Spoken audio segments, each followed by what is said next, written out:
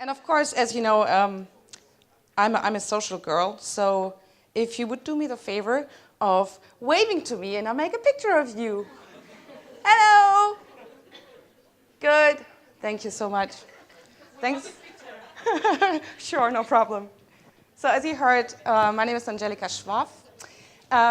2 years ago, exactly 2 years ago, when I was attending ITB for Germanwings as a head of international communications, I had a meeting between the bloggers I knew and the PR side I knew. I was arranging this very quickly, 2 weeks before ITB, and if you know ITB, it's booked 1 year ahead. I called the ITB guys and said, listen, I need a room. Because I think that the travel blogger industry and the tourism industry, we need to talk to each other. And funny enough, because the ITB guys knew me, they gave me a room for free. Wow. And so I gathered all the guys I knew, and I said, look, let's talk business. What can we do to work with each other? Because as you know, online is a very important thing. Online content is a very important thing. And that's exactly when I thought, well, this could be my job, and I could become a travel or a blogger relations consultant. And 2 days after ITB, I quit my job, my well-paid high job in Cologne for Germanwings, a Lufthansa daughter, and I started my own business. So then I became, one of the first blogger relation consultants in Germany for the tourism sector. And I started this branch completely new, which was awesome, and it worked out. And then, as we heard, I founded the Reiseblogger Kollektiv. It's a collective of the leading travel bloggers in Germany. And I joined iAmbassador, and there's a word inside ambassador, and this works perfectly fine. What we do for DMOs and tourism industries or hotel companies whatsoever, we consider ourselves as bloggers as ambassadors. And this is, I think, why this fits very well to this conference. I think that if a journalist, maybe not a journalist anymore, but travel bloggers can be ambassadors for countries and can make it happen that cultures go together and work together, and then there's an understanding for that. But as promised, I'm talking about the future trends and how you or your companies or your countries and DMOs, I don't know where you're coming from and whom you're working for, but how you can work with that and make it professional. So I start with a very funny question, and this is this. It's called Ni Shua Pu Tong Hua. And you may have an idea what it means. It means, do you speak Mandarin? And you may have an idea where this leads to. It leads to the biggest question of all. Do you understand your target groups? Over 90 million Chinese will have been traveled last year. 90 million. In Germany, there are 80 million, around 80 million people living in Germany. So more than the complete population of Germany, as in Chinese, are traveling. They are spending money abroad. They want to experience the world. They are rich, and they have time, so they want to see. So you have to always ask to have the question, do you understand them, and do they understand you? It doesn't mean that you have to start learn Mandarin now, but the idea behind it is really to understand your target groups. So travel is growing, and I think, and you should know that, of course, what we're talking about. The American and European travelers are growing. The numbers are still growing. People are getting more wealthy, and those they want to spend, and they have different ideas of what travel should be. The Middle East, I don't know if someone is here from the Middle East. Nobody, but you should know, of course, that there's a shift towards the Gulf states because of the situation in Egypt and in Syria especially. They have clearly lost a lot of traffic and a lot of tourism. So people would rather go to Jordan or to Israel and so on, and Dubai and whatever. So really they want to have it warm and close, so they prefer the Gulf states. It's very important to know that. In Africa, as business is growing, business travel is growing, and it's rising very fast, and that means domestic travel is growing. And they need to, of course, work on their, I'm not saying too much, hopefully, they have to work on their airline connections because it's not safe so far, so they have to improve that. Asia is still remaining a leading position in the travel growth. As you know, if you just heard, Chinese, 90 million people traveled last year. So who knows what it will be in 2014. And in India, the tourism is rebounding. So who is traveling? That's very important, and these are the real trends in tourism. I don't know if all these, especially the first, I had to learn about it, what it means, the millennials. If I look at your faces, it's probably exactly you. Those are the people who have been in their teens at around the year of 2000. So they have been already educated, they have started their careers, and their careers has not been at that time touched by the repression in the world, so the economic downside. So they are not working in projects anymore, they are not working for a little money or an intern, they already have been in bigger positions and earn money. So they are traveling, and plus, very important as you are 90% here, they are very savvy in using social media. So they not only research for tourism ideas and inspiration online, they also already share their experience while they travel with their friends and post fancy Instagrams of the beach and their feet in the sand, or what they experience while they're in a country. So these targets and this target group will be, of course, on the market for the next 30 or 40 years. So it's very important to cater their needs and follow what they are experiencing during their development of being a really elderly grown-up like me. Speaking of which, the elderly people, as you know, in the first and second world countries, people get more healthier. That means they live longer. The kids are all right. They are out of the house, so people have money. So they want to spend it, but they want to spend it in a good way. They want to be sure that not only their travel experience is rich and filled, they also want to make sure that the travel is safe for them. They don't want to go to countries where the situation is unstable. They want to have a cultural experience. They want to have a relaxed holiday, not too much of activities, but they really need to know that the product is safe, that the travel is safe, that flying there is safe, and so on. So they need a very stable surrounding. And you have to ask yourself, is your product or your country, your DMO, whoever you're working for, are they speaking to them? For a very little example, is your font on your website, is it big enough? Very little example. The social travel, that's perfectly me, I guess you too. I'm a 100% social traveler. Of course, I'm a travel blogger, so I post all the time, and I'm not having vacations anymore. But the thing is, if you're a social traveler, you need to have Wi-Fi because you want to stay connected either with your job, or you have to, or with your friends. So if you research for a country and you don't know where you're going to maybe, and you want to have an inspiration, and you find out that in this country or in this region, you only have 2G, you're not going. Simple as that, you're not going. And afterwards, when you come back, you share all your experiences and photos and ideas and adventures online. Plus, you go on TripAdvisor and leave a comment about how it was. So be sure to look for your product. What you find on TripAdvisor is so important.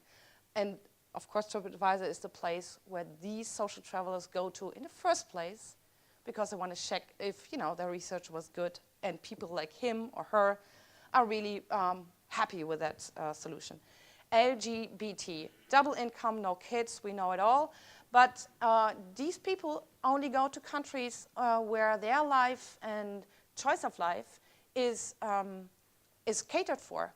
So of course they don't go where they are not supported, because that means they cannot be holding hands in public or kiss in public. So all these countries who are not thinking about this, they are just excluded from their travel plans.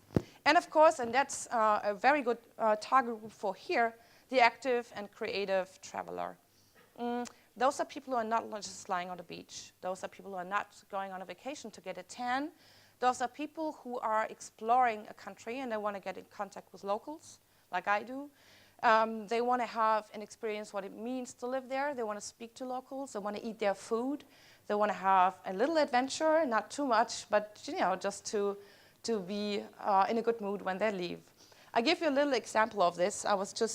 Last week I was coming back from the Philippines.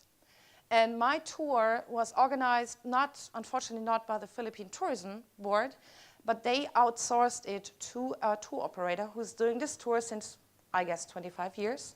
So I spent 15 days in the Philippines. And my last day was in Manila. And the city is horrible. I don't know if you have been to Manila. It's dirty, it's loud, it's ugly. It's not a nice city.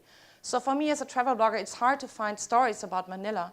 But I have learned that on a cemetery, people are actually living on a cemetery. They have left the countryside looking for jobs or have been forced to leave the countryside. And they didn't find any jobs or no place to live. So they move to the cemetery because relatives are buried there in mausoleums. So it's not underground. And they move into these mausoleums and live there. They have electricity. They have water, and even some showers and toilets and everything like this. And when I told my guide I want to see them, he said, no, it's so scary and it's so dangerous, don't go there. And I said, I want to go. I don't think that people are dangerous or they want to kill me or whatsoever. So I went there. Turns out, as always, people are friendly, and they were very open and showed me around. And it was so touching for me, again, after 15 days in the Philippines, that everybody is so incredibly friendly to you. And they're not friendly because they want to sell you something. They're just friendly because they are friendly. It's a friendly country and very friendly people. So again, for my readers, it's not a fancy thing. It's nothing that you can book somewhere. But it's, for my readers, it's a story about being open and being open to strangers, understanding a people, connect with them, and you never know what turns out of it. It's mostly positive. And of course, and I think we hear about this, or you will hear about this. I have to run to ITB right after this speech. You will hear about the green travelers. You're young people. For me, I'm 41 now, so I have not been growing up with all these sustainable subjects and themes in the media. But of course, it's important now. And even I, although I have probably the worst carbohydrate fingerprint in the world, traveling 250 days a year, I try to see and give back what I can, and I try to eat as organic as I can and support little local shops when I go on travels and so on. But these travelers, they don't want to go to a country who is not working with projects who are green and sustainable. So again, you have to ask the question, is your product like this? Is your product green? Or does it try to be green? And if you're trying, it's a good way, and you can speak about this.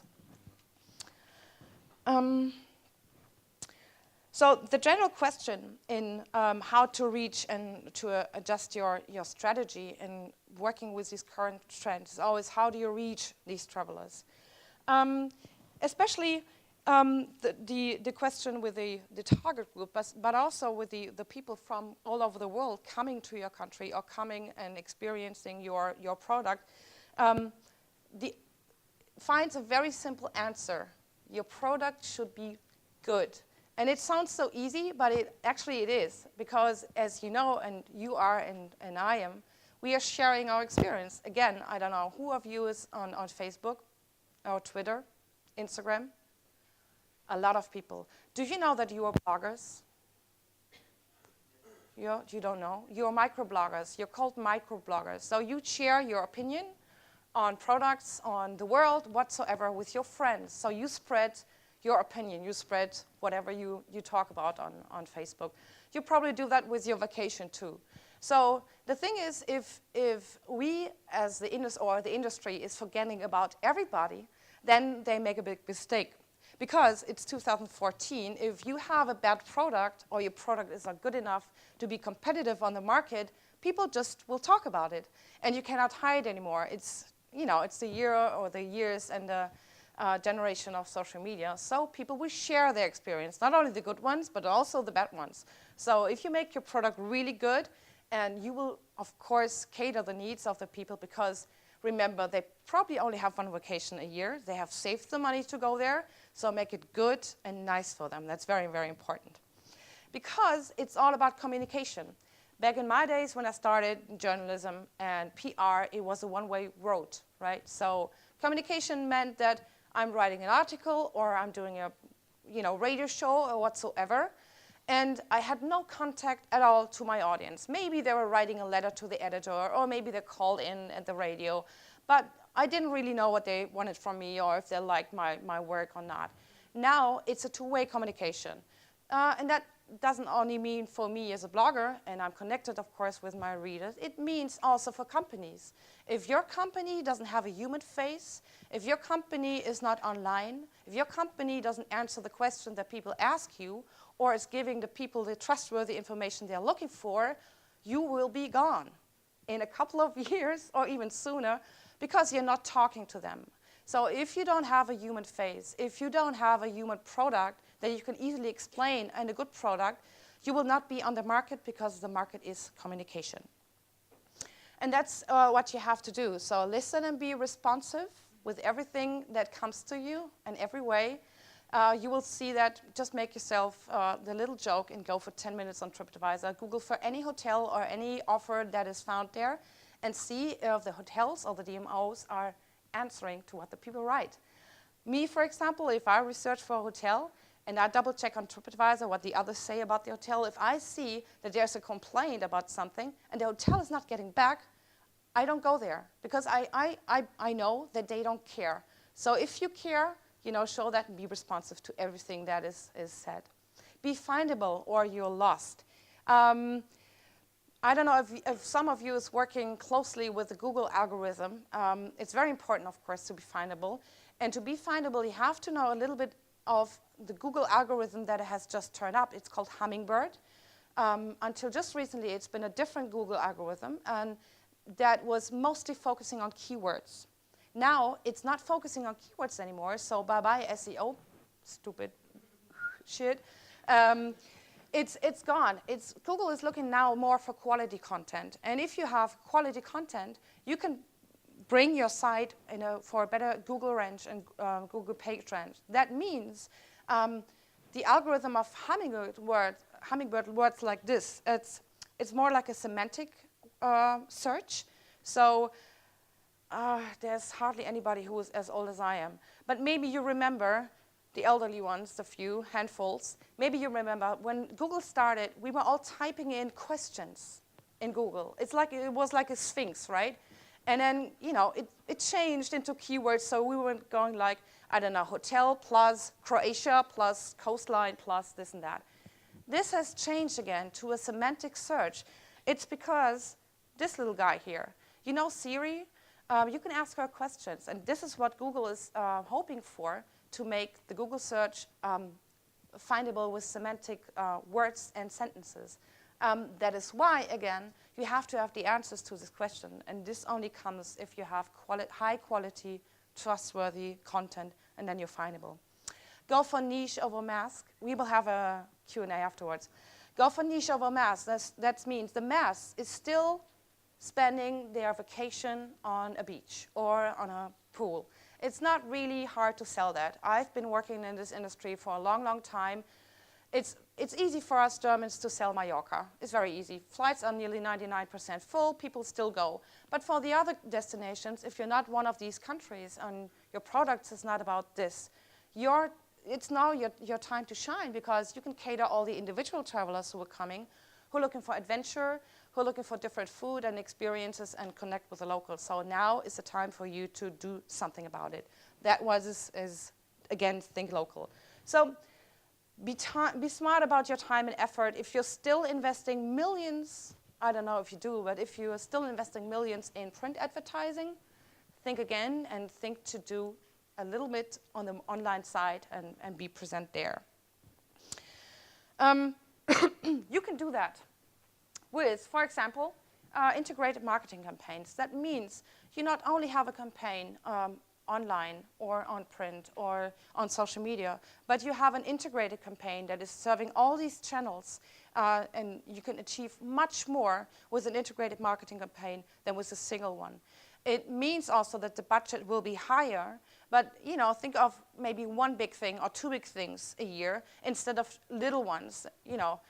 I don't want to scare off the trade magazines that my old companies always have placed ads in, but it's not paying off. We're not talking to the right audience. Talk to the people directly, make it social, and be there. Think of having more travel content campaigns. That means have really informative content on your site, on your DMO site and product site, because again, people will search for it, and it would be perfect to land on your site directly. When I was planning to go to the Philippines, I was looking for the information where the typhoon hit. You know, and you remember in December there was a big typhoon, many people were killed, many regions of the Philippines have been completely destroyed.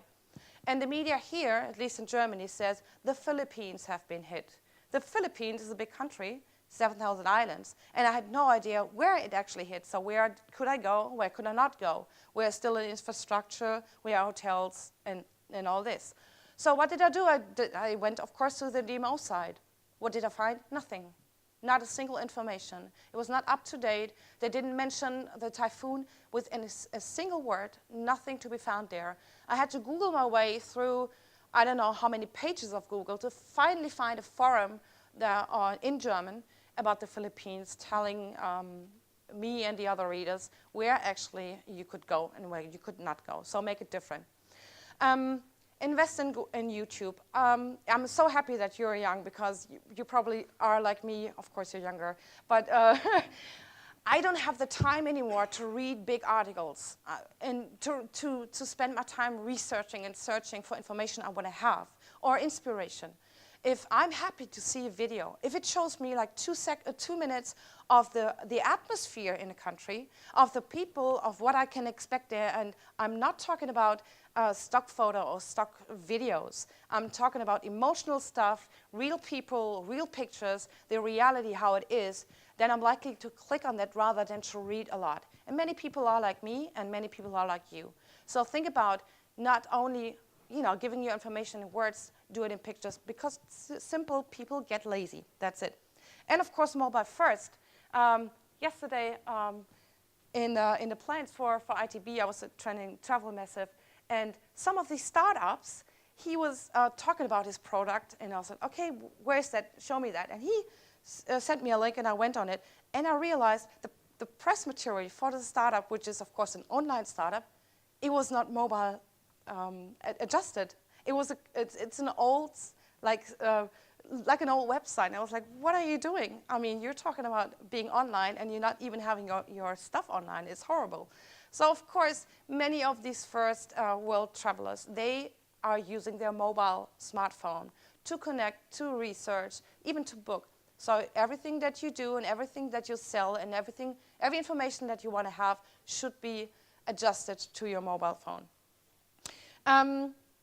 So exactly, I have to look at the yes. Oh God, I nearly near to go. So that is nearly it. The thing is, it's actually very simple. I'm a hands-on person. I'm normally not wearing a suit, by the way. I'm walking around in jeans all the time and chucks. So the lesson that everybody should learn is really have a very good product, be findable, cater the needs of the people that are going to your country, and they maybe want to go to your country. Maybe they don't find you, but they really are there in the market, and they will grow. The millennials will grow. They will have more money. They will have more time maybe, and they might spend it in your country. So be there and be social and be more open. Thank you.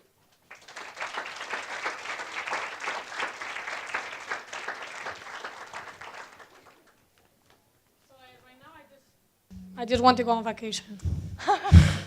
You got to check out my blog. I have very good recommendations. I will for sure. Yeah. We are traveling a lot with ICD too, and we are ourselves also trying to put as much as possible things. So let me promote now also our documentation of the countries. You can go to the galleries. We try to post as much as we can about the countries themselves, and I think that this is a better way when also somebody is posting about you and about your country than the person that is from there. And it has also a very important impact, because if I'm telling you how great is Spain, which we all know that it is, you will not believe it as much if a German is going there and telling you how great is Spain, probably. So now we're ready to take some questions from the audience. There, we have a hand. Oh, Maya, okay. Maya, what a nice name. Thank you. Hello, my name is Maya from Croatia. Hello. Thank you very much. The presentation was really good. Thank you. I'm just wondering, what's the name of your blog? The name is Reisefreunde. That's German. It means travel friends. So it's only German. I have a little stepchild, which is an English blog, but I simply don't have the time anymore to translate. But you can follow me on Instagram if you like, or on Twitter. I'm there. Instagram is Reisefreunde. And so I'm happy to give you my card, and you can connect with me if you have further questions, everything like this. You could show us your blog. Sure, sure. Are we online here? Yeah. Awesome. So you go to the account there. Any questions? I'm so not used to work with Windows anymore. I'm very sorry.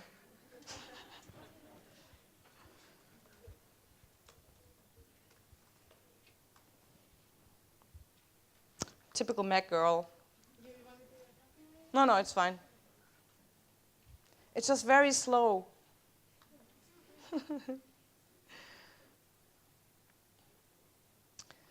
Yeah, so that's my blog. Unfortunately, who of you speaks German? Hey, new followers! Find me on facebook.com/Reisefreunde. Awesome.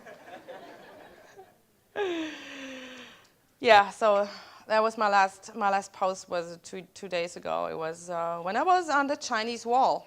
It was beautiful. Any more questions? Yes.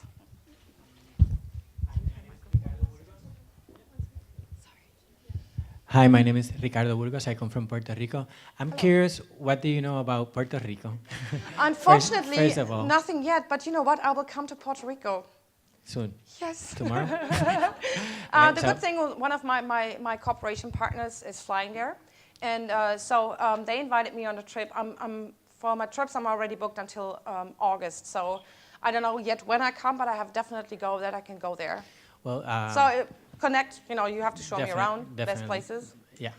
My second comment was going to be, I actually work as a consultant for the Director of Tourism in Puerto Rico. And I came here for the ITV. This is great. something that I found out, and I thought it was interesting. I came, but we're doing the reason I'm here is because we're doing a convention in Puerto Rico, International Tourism Convention in Puerto Rico in November, so maybe that's a good time for you to come. Yeah, great. But my question is, Puerto Rico is, natural market of tourism is the US. 80% of our tourism basically comes from there. It's mostly very related to business trips, and also because only 30% of Americans own a passport. Sure. So they have nowhere to go.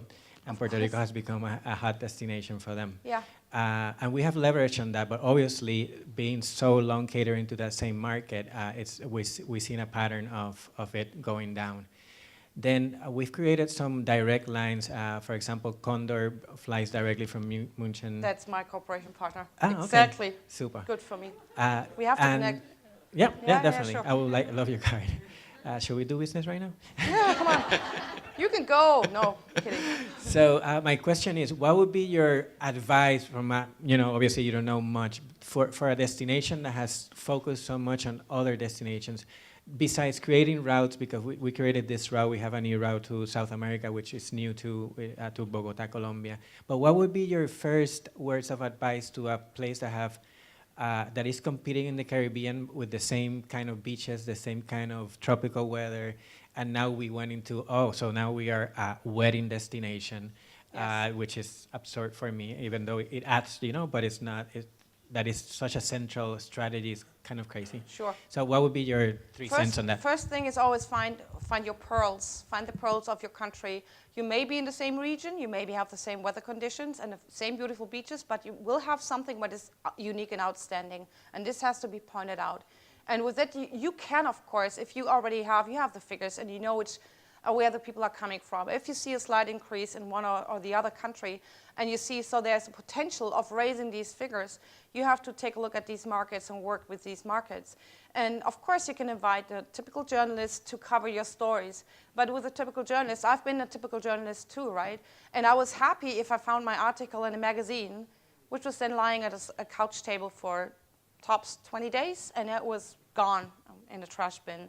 So online could be a thing for you. So think about if your country is willing to do a social online marketing campaign, maybe with bloggers. There are so many bloggers. At iAmbassador, we have 50 top bloggers from the world, from every market, from China to Brazil, most big markets, to European, US, whatever.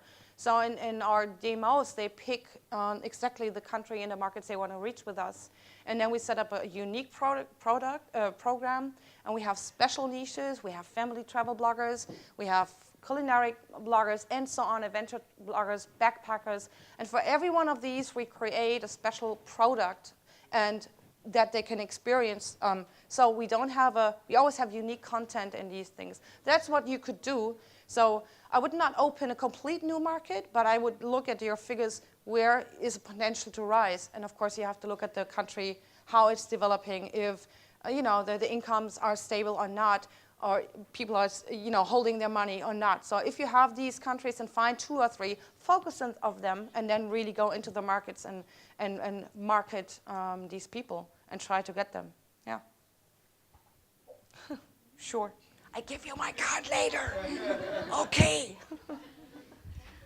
Hi, I'm Evelien. I'm from the Netherlands. I study international communication, so for me this is all very interesting because I recognize a lot of what you spoke about from what I learned at university.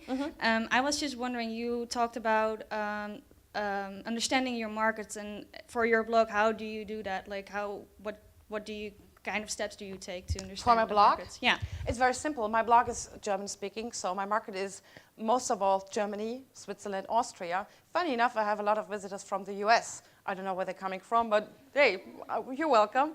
But my blog is now over 4 years old. It started really just as a recommendation for friends because I was in my job traveling so much, and I never ever wanted to spend a night in a bad hotel.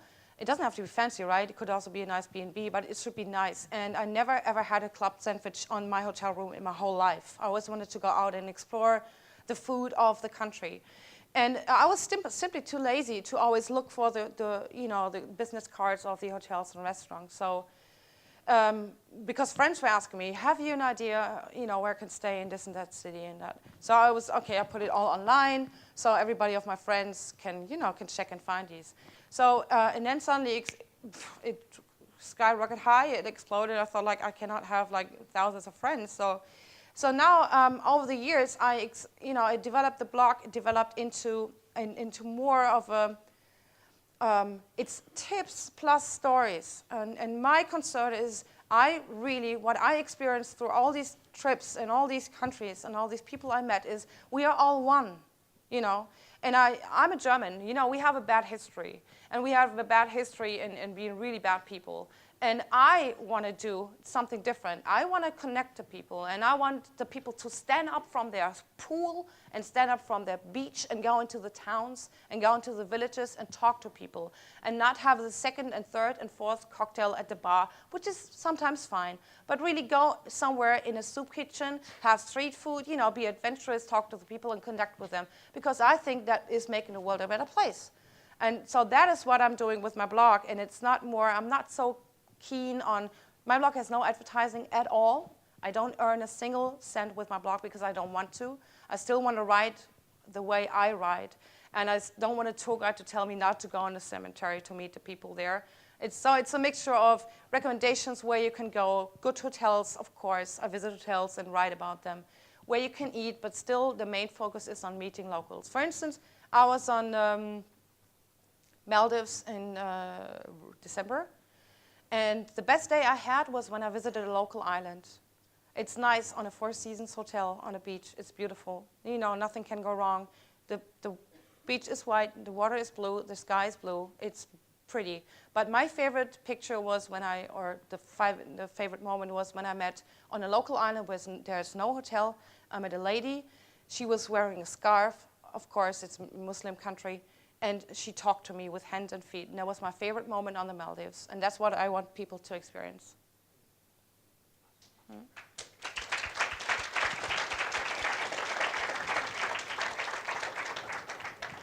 so we have 2 more questions. If you allow Of course. Let's take the 2 of them, and maybe then you can make a general response, because I think that you need to go. Hello. Hi. My name is Patricia. I come from Romania, and my question to you is: you were talking earlier about feedback and how you interact with your clients and you give them feedback on their feedback. But you're talking, of course, about services, because travel is a service. Yes. But when you have products, maybe a smaller product, not the Coca-Cola or something, how do you interact with your clients then? Well, I mean, I guess that your clients are, if you have a small product, your clients will tell you, or you have to ask your clients and customers, right? I mean, there's always a way of, for example, Condor, right? Condor has just 2 years ago started to go on social media channels, and what they did was so cute. They were saying, like, posting, the first post was like something like, bear with us, we just started. So if you have a new product, you know, be honest and open, show a human face, go like, hey, we have a new product, we're not perfect, but we're working on it. So if you want to improve anything, let us know. I mean, really take any critic serious. Every bad critic is a good one because it can help you improve your services and products. Everything that is coming from a customer, a client, or whatsoever, everybody who is dealing with your product, be it partners or even competitors, if you see they're copying some things of you, you made something right. So, but that's very important. As I said, you cannot hide anymore. So even if you take it personally and a critic comes not as, you know, as easy and you cannot swallow it down as easy, it's good for you because your product will evolve and it will be better. And that, again, is just one step on the way to your success. So just ask. Make a poll on Facebook or anything, you know. Hello, my name is Ana. Hello. I'm from Spain. And actually, I have to say that I enjoyed really your speech. Thank you. And actually, I would Gracias. and I would love to be a travel blogger as well. So if Start. you ever need some help, I would love to. I always need an intern. Of course. Thing Yeah. is, I have a twin sister. I could actually send her on my trips. We look alike, totally alike. But I haven't dared, so she has a really normal 9-to-5 job. Okay, I have two questions for you. The first one is, what do you think about couch surfing? as Couch travel? surfing, great, Yeah. love it. And the second question is like, have been reading about non-verbal language. Mm-hmm. Yeah. So my question is like, for example, if I go to one country in Asia or in Middle East, there are some body language or non-verbal language that it can be confused in this country. Absolutely. So yes. who is taking responsible when if I travel there and I have some troubles there? Is that agency or I don't know? Well, That's two my things. question. One about couch surfing. It's actually staying with the locals my preferred way of traveling. I'm very happy to be one of the only German travel blogger who is working with Four Seasons, which is very nice. Again, I'm not complaining. But if I'm having a longer trip, I prefer to stay in B&Bs or with Airbnb. I love Airbnb. By the way, you can rent my apartment on Airbnb. Or do couch surfing with friends or even new friends. Because, of course, you're instantly connecting with locals. And only open-minded people are doing this. So nothing can go wrong. In the worst case scenario, you know, he's not there, but then you are in a real apartment. In the best case scenario, you are having dinner together. How awesome is that? Fantastic. And the second thing about the international gestures, it's the first question I ask the locals when I come to a country, because I don't want to offend anybody. You know, this and that's and this. It's the same meaning in different countries. So it's good to know. And I made a post about it. It's one of the favorite posts on my blogs about international gestures. And it's very funny. For instance, did you know this one here? Are Italians here? Ah, see, the Italians do this either if they have good food or they see a nice looking girl. That's how they do. So you won't learn it, of course, but it's good to know. And not only with these gestures, it's good to know at least a couple of words. And I always recommend this to my readers to learn a couple of words in the language of the country you're going to. It should be okay to say, good morning, good evening, thank you very much, and maybe, you know, some little words as well, and to understand what you shouldn't do. Like, did you ever try to get a taxi in Asia when doing like this?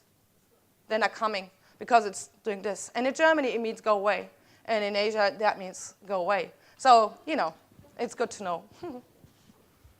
Thank you. You're welcome.